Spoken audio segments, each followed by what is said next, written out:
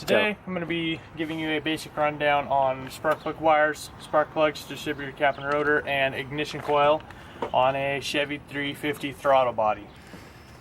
I already replaced these parts a few days ago. I did not have enough storage for the video, so I'm just going to give you a basic rundown. It's very simple. So for the first thing you want to do, you want to remove your wing nuts on the air filter assembly and take it off. And this is just a pre thing. You don't really have to with the spark plugs and wires if you don't want to, but it'd be easier. Then you want to set these in a place where you'll remember. I'm setting them under the bumper for here. And I went with MSD Distributor cap and rotor, MSD ignition coil, StreetFire, Ultima Select spark plug wires, and AC Delco spark plugs. So first, you would want to replace all your plugs and wires, which is super easy. You just take them out down here with these, and you want to take the wires off, and you do them one at a time. So if I were to replace cylinder 2's spark plug, I'd take that off, then the wire, and then I would put it back in. You want to tighten it down till it's tight, and then give it an extra little tightening so it would stay in there. And then you would want to put the wire on where it would be on the cap right here, and then you replace it that way. And you do that, you repeat that process for all of the wires. And then when you're replacing the cap and rotor, there will be a little rotor under there that you just pop off, and then you pop it back in. It's real simple. It might take a little bit of force, but don't be afraid. And then there will be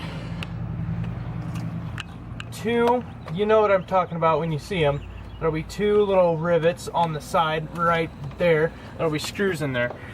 And you want to take a really small Phillips or cross thread screwdriver and remove that, and then it'll pop right off. And then you want to, I don't have the old distributor cap, I gave it to a buddy. So you'd want to set them right next to each other, and then you want to remove the wires and set them on as you go, so then you don't mess up the firing order. Mine, human error, it all happens. I messed up cylinder 5 and 8, so it misfired. So example, you take all these off, and then 1, 3, 5, 7, 2, 4, 6, 8, I just went back and ran the plugs to the correct order on this, so then the firing order was correct. And then for the ignition coil, there would be a bolt that you loosen down here. There will be little wires and stuff. Don't know if you can see it or not, but you pop those off, and so you can replace them. And then there would be a little, you'd have to file off some of the old and then put them in with the new. Mine, it came with a kit, like a tool kit with screws and all that, so we're good. And then you'd want to, the ignition coil wire right here, you'd want to set that on, and that'd be all good for that. So as you can see here, here's the ignition coil wire right in the middle. Here is the ignition coil wire that connects to the coil.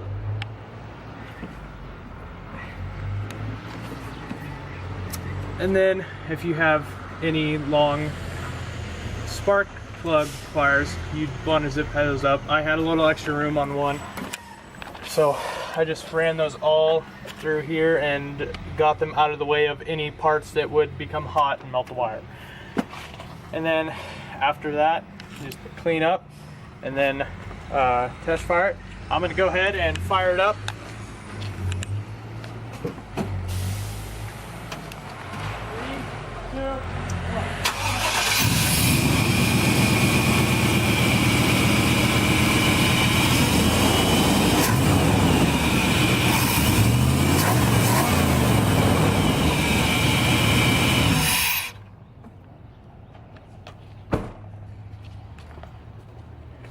And with all this replaced, the old gaps, they range from 0.04 to 0.06.